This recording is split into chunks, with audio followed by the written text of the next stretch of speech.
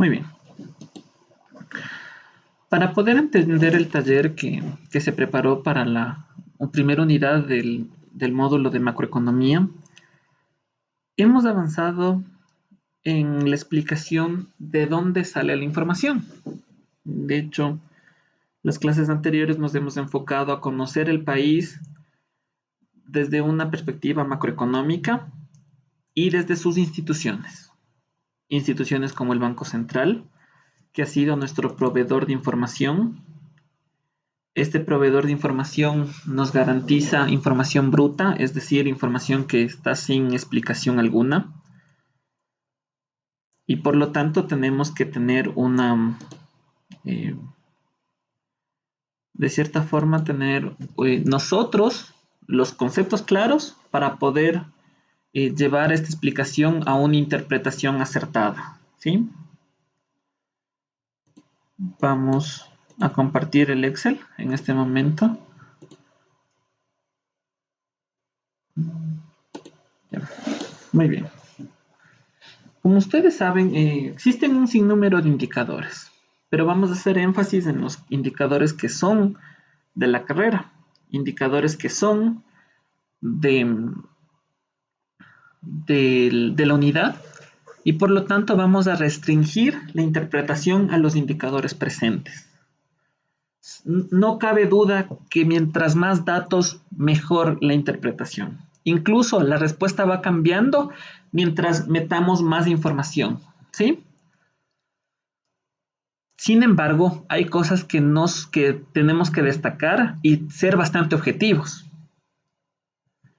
En el año o en el periodo de tiempo que vamos a analizar va a ser de 1995 hacia el 1999. Es un periodo ya bastante antiguo del país. Es un periodo en donde teníamos moneda propia y en donde mejor podemos apreciar la inflación. Con eso nosotros podemos entender cómo este comportamiento de inflación alta está asociado bastante a una política monetaria. Obviamente no es una política monetaria bien llevada, ¿sí? Y tenemos un crecimiento del PIB en términos corrientes, una serie de datos en términos constantes, una tasa de variación, un deflactor del PIB, una tasa de variación del periodo, es decir, que de 1995 a 1999, el PIB pasó a 4.41% más. Muy bien. Esto en el crecimiento del PIB real, ¿no? Entiéndase que el crecimiento económico siempre se lo hace con el PIB real. El PIB corriente sirve para realizar comparaciones contra valores de financieros o contables, puede ser de sectores industriales, de una empresa y así, o sea, eso se hace con el PIB corriente. ¿Bien? La diferencia entre corriente y constante es que el constante no tiene inflación y no está distorsionado por eso. Bueno, también tenemos datos de la tasa del PIB de variación acumulada hasta diciembre de cada año. 22% es una inflación alta y en 1999 esa inflación pasó a ser del 60%. En 2000 fue más alta, pero sin embargo el año 2000 ya es un año de dolarización, es el primer año de la dolarización y esa inflación alta pues será un tema de análisis exclusivamente del periodo 1999 al 2000, en donde se debe entender por qué se reestructuraron los precios de esa manera. Bueno, la tasa de variación del periodo del IPC, en este caso, revisando la información, encontré que estaba mal calculada y solo hay que restar la variación del último periodo contra la variación del primer periodo. Esto nos quiere decir que es de un 37%. Ese fue el crecimiento de la inflación en 5 años que vamos a analizar. Aquí también está el PIB corriente, PIB constante, y aquí está la población. Como ustedes ven, la población es un dato que también combina con el PIB, porque nos hace comparar cuánta generación de riqueza o cuánto crecimiento económico existe por cada habitante. Una comparación de esta información a la actualidad es que actualmente somos 17 millones de personas, es decir, somos más personas y ya más adelante en otros talleres analizaremos si vivimos mejor que antes. El crecimiento poblacional en este periodo fue del 8,29%. El crecimiento del PIB per cápita fue de menos 4,21%.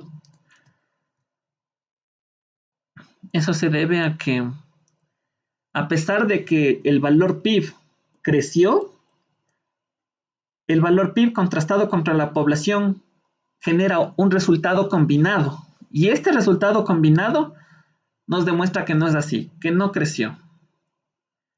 Nos demuestra que el valor de la población pesa más el crecimiento poblacional pesa más en este cálculo del PIB.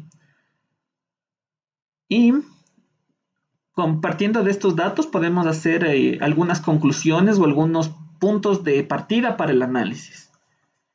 Hemos escogido los más importantes, ¿no?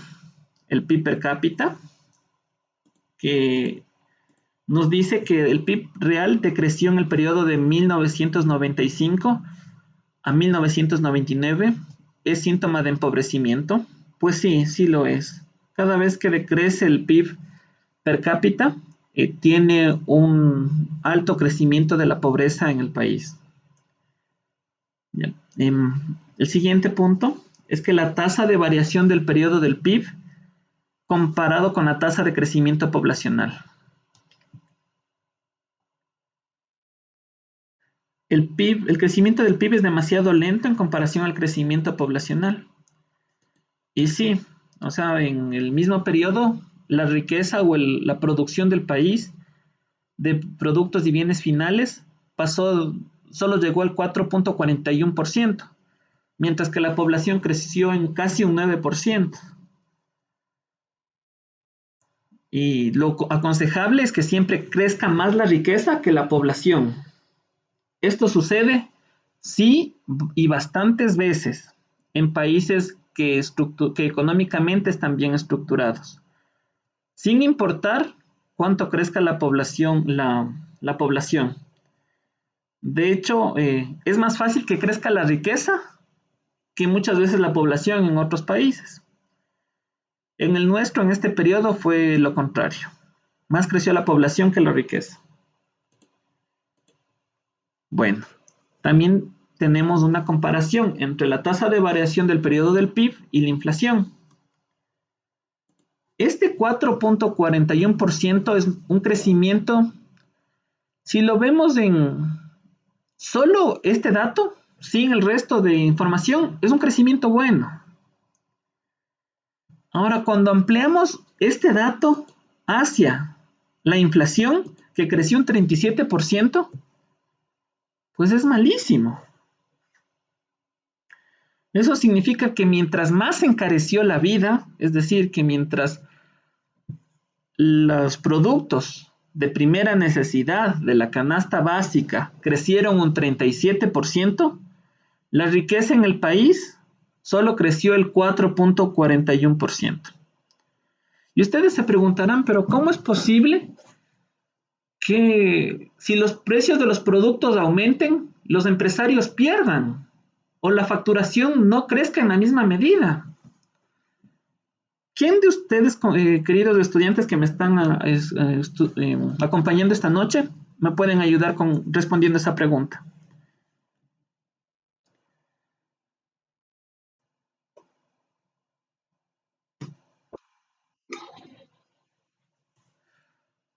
Muy bien. ¿Ustedes qué opinan de que si los precios de los productos de primera necesidad aumentan un 37%, la economía solo creció el 4.41%. ¿Les parece creíble?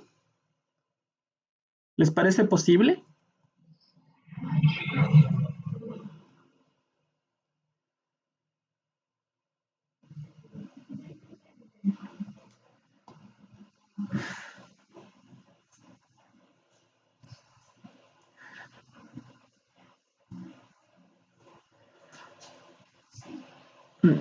No tenemos el valor de la canasta en este momento. Solo tenemos el valor de la inflación. Y en ese sentido, esto se explica con oferta y demanda. ¿Qué pasa cuando el precio de un producto sube? ¿La cantidad demandada aumenta o disminuye? Va a bajar, ¿no es cierto? Y solo van a comprar aquellas personas que tengan para pagar y que estén dispuestos a sacrificar algo para poder tenerlo. ¿Sí? Así que eso es lo que pasa. Cuando los precios en los productos de comida o de la canasta básica aumentan, pasan del 22% del PIB el aumento al 60%, la gente consume menos. Y la gente pasa a comprar cosas que no crezcan el precio. Qué sé yo, comen haba toda la semana, comen arroz toda la semana y solo eso, o sea, no comen un arroz con una porción de legumbres, con una porción de carne, no. Comen una sola porción de un solo producto. Eso es pobreza. O sea, no es pobreza comerse un arroz con atún. El atún, prácticamente un atún grande, cuesta lo de un almuerzo. Incluso es algo que no se utiliza mucho en los almuerzos porque el precio del atún en lata es caro. O sea, no compensa. Es preferible comprar el pescado y freírlo que servir atún en un plato de comida. Es por esa razón que el crecimiento es insuficiente. Ahora, ¿qué pasaría si el crecimiento fuera del 40%? Pasarían dos cosas. Que el crecimiento es compatible con la inflación.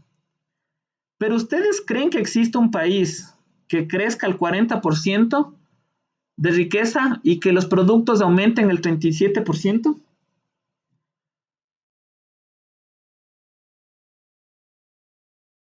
¿De inflación?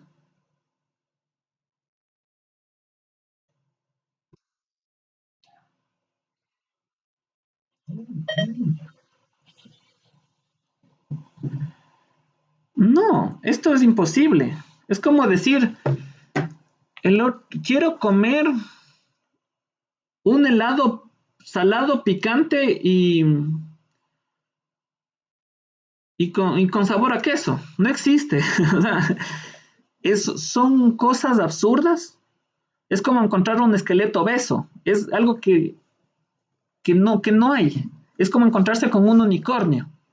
Nunca en la historia de la humanidad se ha dado que un país crezca al 40% mientras la inflación estaba en el 60%. No hay esa parte. Los países normalmente crecen en tasas del 4, del 10, del 15, del 20, así cuando están súper bien, recuperándose de una crisis. Pero a tasas del 40% o más, y todavía eso con una inflación del 60% es casi imposible. Por lo tanto, el problema no es aquí el crecimiento. Aquí el problema en el Ecuador de 1995 a 1999 se llama inflación. Este es el problema. Esto es el problema de ese Ecuador de aquel entonces. No es que el paciente no tenga diabetes y que tenga una glucosa bastante buena. Es que el paciente está inundado de fiebre. Y la fiebre es lo más parecido a lo que es la comparación más acertada de lo que es la inflación para un país. Un país cuando tiene inflación es el equivalente a la fiebre. Y en fiebre las cosas no funcionan tan bien, la gente no toma buenas decisiones. Muchos órganos fallan en la fiebre, se atrofian, se deshidrata el cuerpo. Así que este era el problema. ¿Qué tenemos acá? Que el crecimiento del IPC es del 167%, pero dejémoslo como 37.94, mientras que el PIB solo creció un 4.41%. Lo ideal es que el PIB sea superior al IPC. ¿Y qué conclusión le acabamos de agregar en este momento? Que la inflación es un problema en el periodo. Es un problema en el periodo 1995-1999. Este es el verdadero problema. En términos económicos, la corrupción no asoma de forma directa, asoma de forma indirecta cuando las inversiones colapsan. En términos económicos, lo que asoman son indicadores y esos indicadores son los que se explican. Así que, por favor, cuando vayan a decir es que es culpa de la corrupción, es como decir, ¿por qué se mojó la ropa? ¿Por qué llovió? Es una respuesta bastante superficial a un problema que lo estamos analizando con datos, ¿sí? Muy bien. Ahora, ¿qué hallazgos tenemos, no? ¿Qué está produciendo la inflación? Con los datos que tenemos aquí, no podemos saber qué está produciendo la inflación. O sea, a este análisis le hace falta más información para poder arrojar hechos. ¿El país económicamente está experimentando crisis por culpa de la inflación? Sí, con estos datos que se tiene, sí se puede concluir eso. ¿La inflación le quita mérito al crecimiento económico y poblacional? Correcto. Tener un crecimiento del 4.41% sería aceptable, pero sería un poquito mediocre. Por lo que en 5 años solo se crezca esto es bastante poco.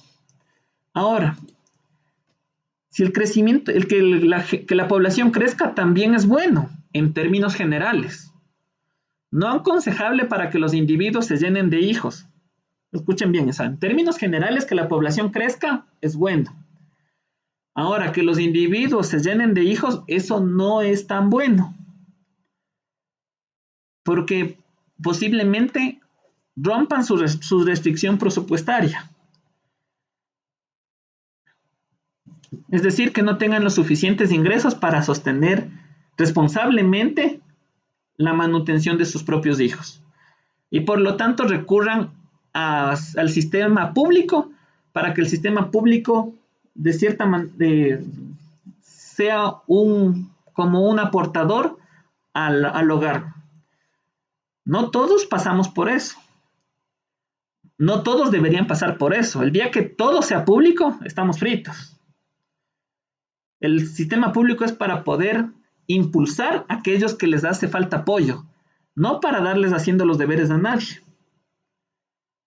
No para, primero tengo el hijo y después el sector público lo cuida. No, o sea, yo tengo un hijo porque quiero experimentar mi paternidad, quiero guiarlo en valores y quiero dejar una huella en el mundo y realizarme como ser humano. Excelente. Más no con fines irresponsables. Pero en términos generales, el crecimiento poblacional es bueno.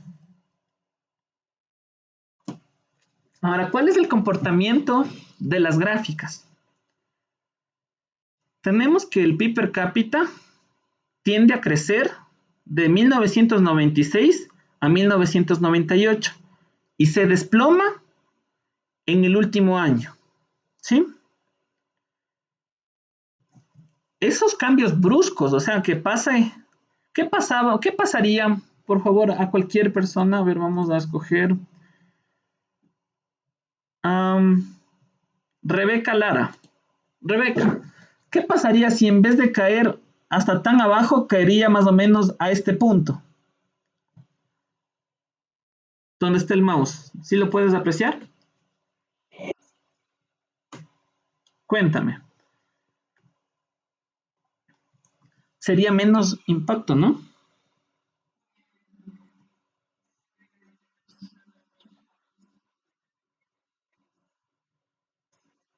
Sí, o sea, ni siquiera se parece al año anterior. O sea, que de aquí pase a lo que era el año anterior es como que se entiende. Incluso si pasase a como estaba en 1996. Pero no, o sea, las crisis no es que se desploman solito y dicen, ah, bueno, como nos fue, este año se parece al año que me fue mal hace 2 años. O sea, digamos que el 2010, que 1996 era malo.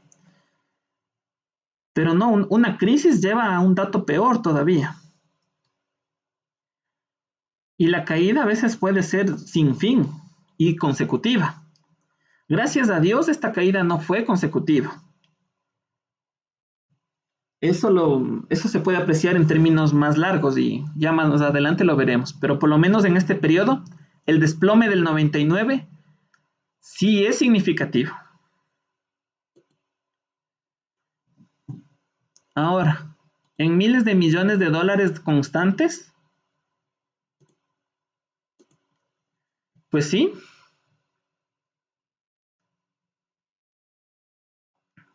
su desplome es meramente eh, significativo a niveles de 1996.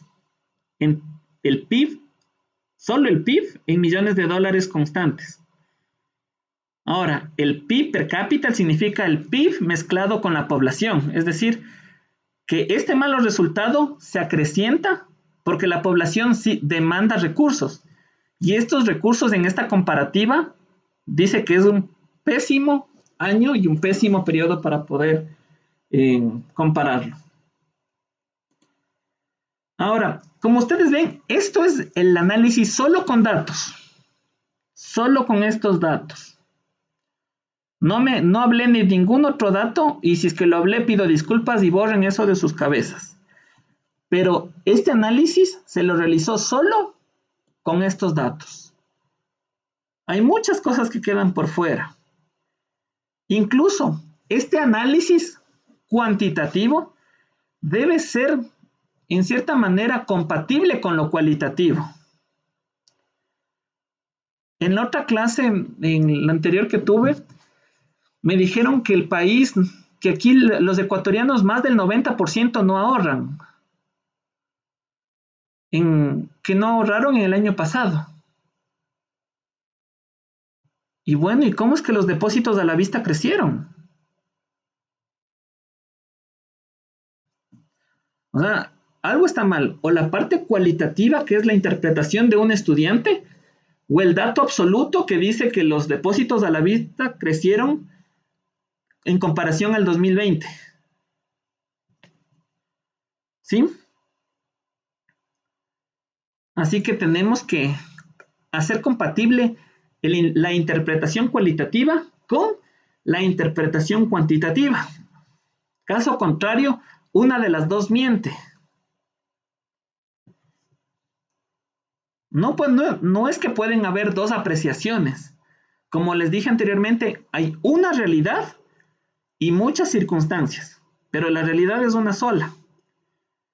Puede que nosotros estemos viendo la realidad desde la pobreza o puede que nosotros estemos viendo la realidad desde la riqueza o de cualquier punto intermedio entre ambos extremos. Pero la realidad es una sola. ¿Sí? Muy bien. Ahora, vamos a analizar esto en términos cualitativos. Estos datos o estos de cierta forma, estos enunciados están en función a un ciclo económico. ¿Sí? Este ciclo económico es algo inevitable en una economía que funciona con apalancamiento y que a su vez está, eh, toma las, está, es el resultado de las decisiones libres de las personas. Cuando las personas aciertan de manera, eh, ¿cómo se diría? Aciertan en sus planes, pues la economía se beneficia. Pero cuando aciertan en sus planes de manera eh, inesperada y de manera multitudinaria a la vez, pues la economía crece en muchos sentidos. De la misma forma, ¿qué pasa cuando toda la economía toma decisiones erradas? O por lo menos comienza a depurar los resultados de las decisiones. ¿Qué opinan si yo gasto $100,000 en el negocio de mis sueños? Como ustedes ven, gastar en un local, gastar en una, eh, llamemos en indumentaria, en empleados, eso hace que la economía crezca. Qué bonito, gasto, gasto, gasto, gasto. Y digo, es que es el local de mis sueños y voy a vender lo que siempre quise vender. Y a la hora de la hora no me compra nadie. ¿En qué termina? O sea, tiene un desenlace. Ahora, no siempre pasa eso, ¿no? Nadie gasta primero y después piensa. O sea, la gente normalmente o las personas bastante conscientes gastan, ganan dinero y repiten el gasto o mejor ahorran. O sea, son personas más cautas, más sensatas. Pero aún así, la velocidad del ingreso no es igual a la del gasto.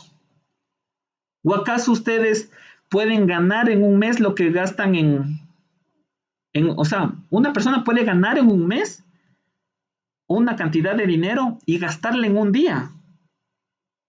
Eso es normal, eso es posible. Pero no es posible ganar en un día lo que se va a gastar en un mes, a menos de que ese ingreso haya sido extraordinario. ¿Sí? Y lo ideal fuera que las personas o todos gastásemos en función a lo que vamos a tener el saldo de fin de mes. ¿Sí? Cuidado con pensar que las cosas no tienen consecuencias. Todo tiene consecuencias. Este ciclo normalmente tiene periodos de desaceleración y periodos de recuperación y de expansión.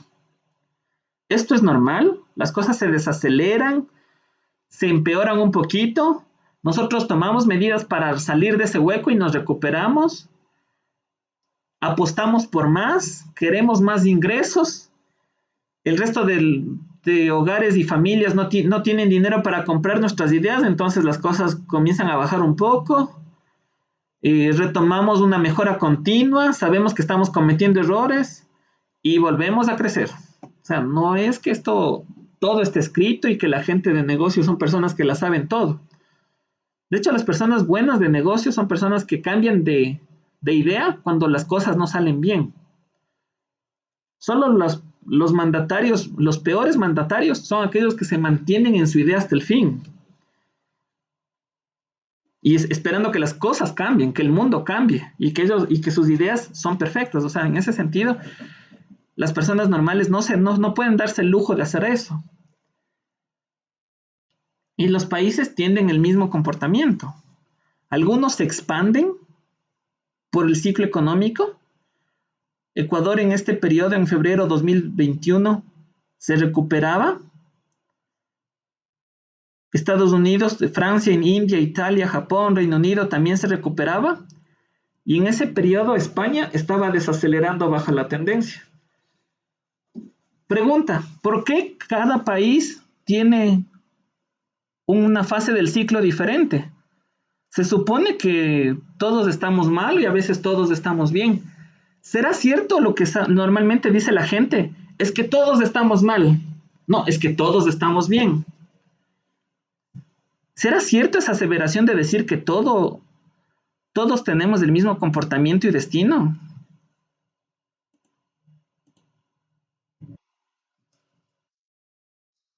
¿no es cierto? No, cada quien tiene su ritmo, cada quien vive a su manera y cargando su propia cruz. Y a veces es mejor así. Ahora, tampoco seamos indiferentes, ¿no? Si está de nuestras manos poder empujar o dar una oportunidad a alguien, pues démosla.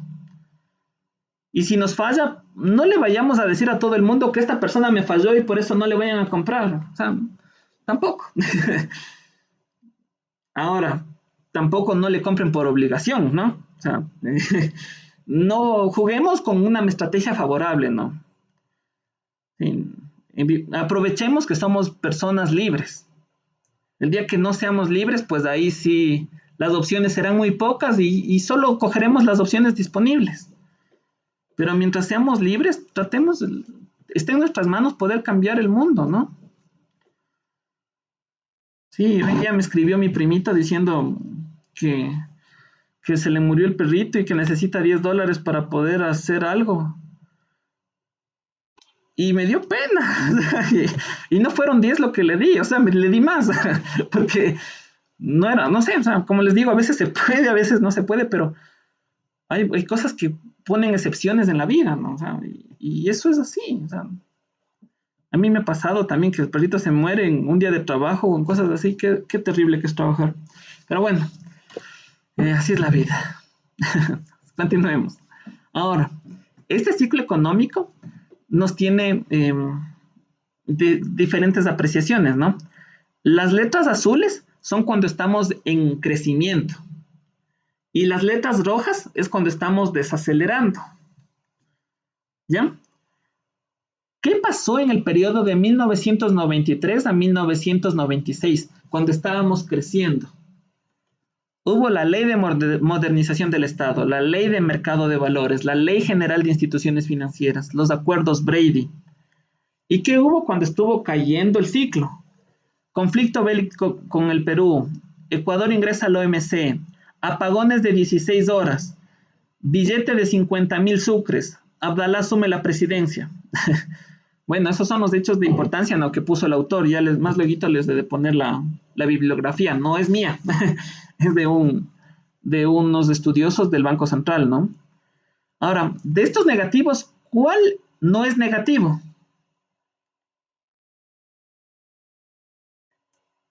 Pregunta.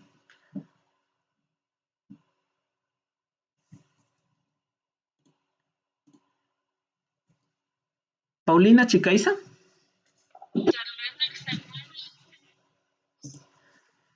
Correcto. El segundo no es negativo. Exacto. O sea, ingresa al OMC, a la Organización Mundial de Comercio. No es negativo, pero pasó cuando estábamos desacelerando. Como ven, o sea, cuando uno está desacelerando también se toman buenas decisiones. Ahora, uno puede tomar decisiones buenas, pero también hay cosas inevitables. Hubo apagones de 16 horas. Sí, Abdalá asumió la presidencia. O sea, hay cosas también que no necesariamente son buenas, ¿no? Ya. eh, sí. Bueno, aquí analizamos la economía nada más. Y lo demás nos podemos guardar. Ay, que sí, la verdad sí tienes razón. A ver, vamos a ver. Septiembre de 1996 a enero del 2000. ¿Qué cosas sucedieron en el crecimiento? La destitución de Bucaram, la emisión de eurobonos, el fenómeno del niño y se instala la Asamblea Constituyente.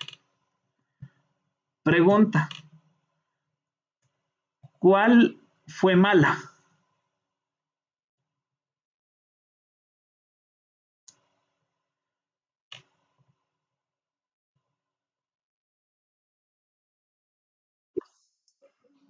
Exacto, o sea, la peor está esa.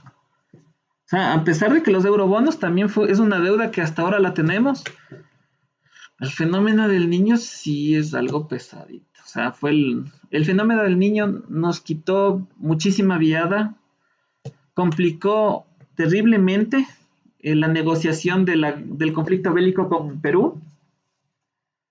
Tanto así que cuando asumió Yamil en el siguiente periodo, simplemente él llegó y firmó lo que habían ya redactado anteriormente autoridades peruanas y autoridades ecuatorianas.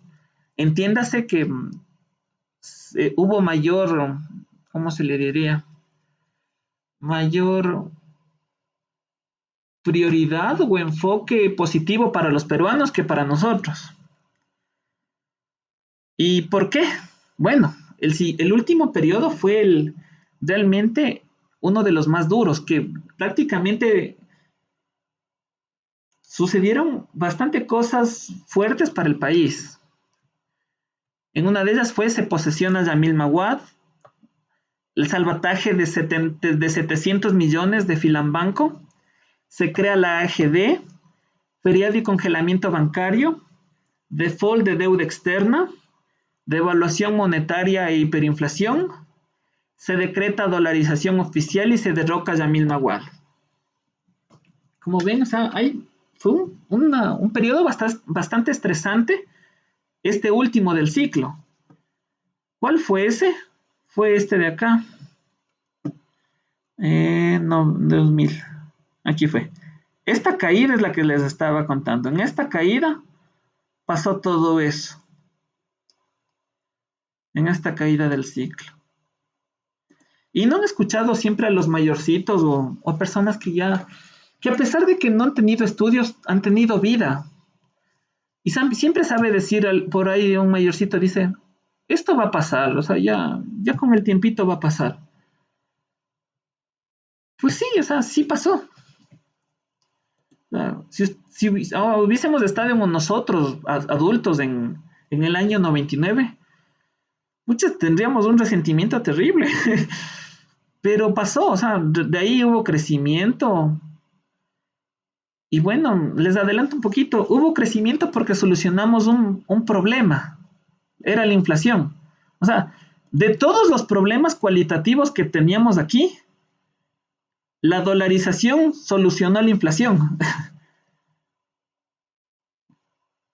Y solucionar ese gran problema nos permitió orgánicamente restaurar todo, pero con tiempo.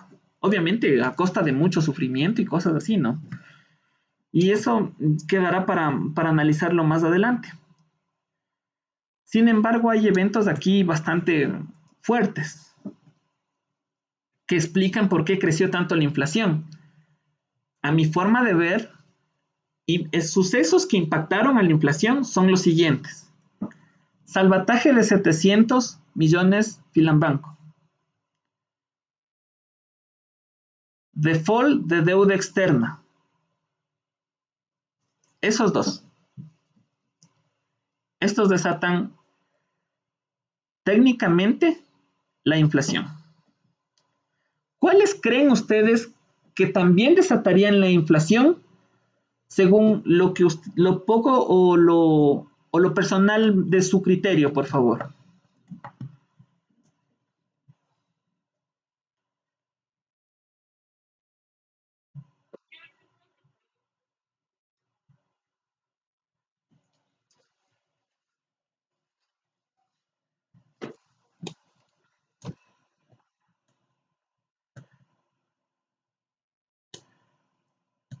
Ya.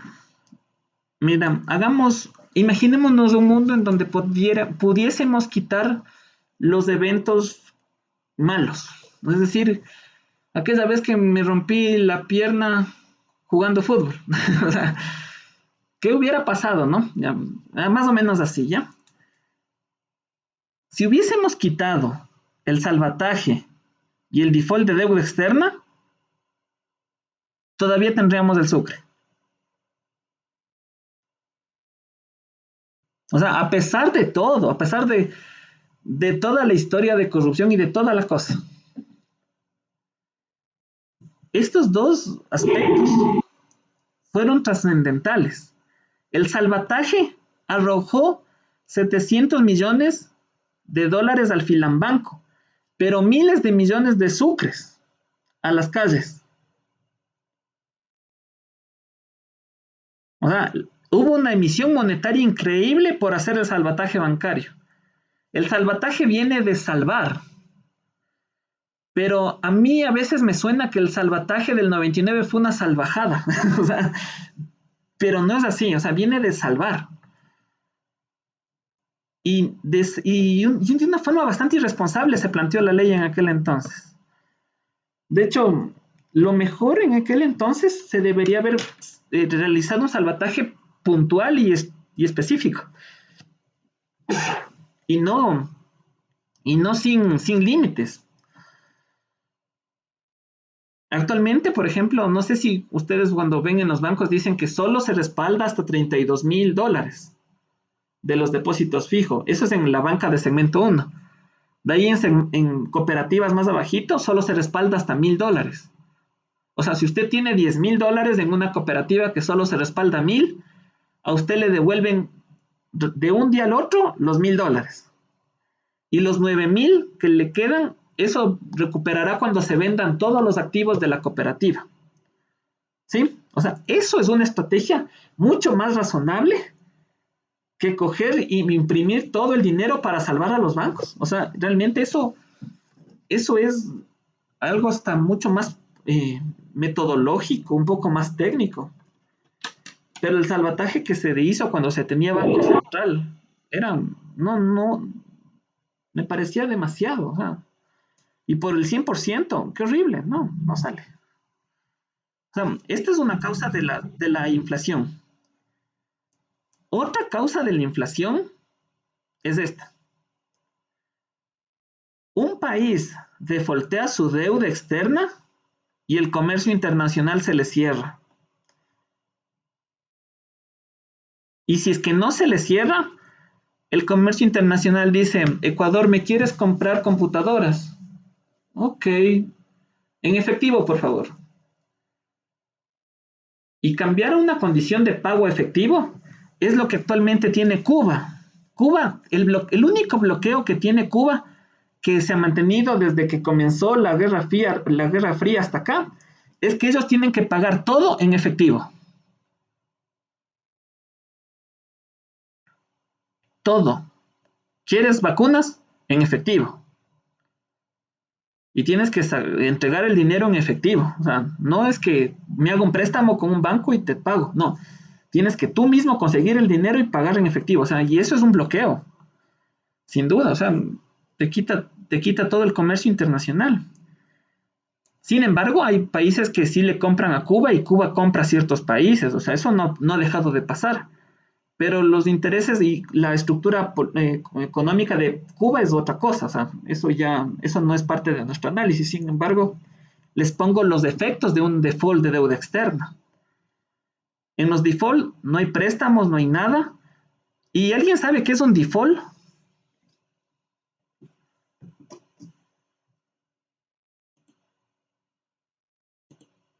Y con eso terminaríamos la explicación del taller. ¿Algún compañero que nos quiera decir qué es el default?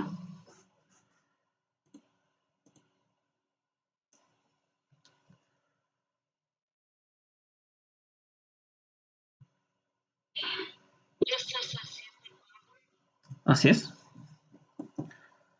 Exactamente, eso es una cesación de pago. Es decir, el, el popular dicho de no pagaremos deuda externa. Suena bonito, suena popular, pero económicamente es un desastre. Bueno, se nos acabó la clase, les agradezco mucho. La explicación de lo práctico está sustentado, obviamente, así que eh, traten de entender cómo es el funcionamiento para más adelante poder terminar con el taller. Tenemos que trabajar en gráficas, tenemos que ahondar un poco en la estructura del análisis y poco a poco, en función el módulo nos vaya dando más indicadores, seguiremos aumentando esto. ¿Sí? Ustedes más que nada saben a muchos indicadores más y eso poco a poco los iremos adicionando. Les agradezco por la sesión. Espérense un ratito, les tomo lista, ¿ya?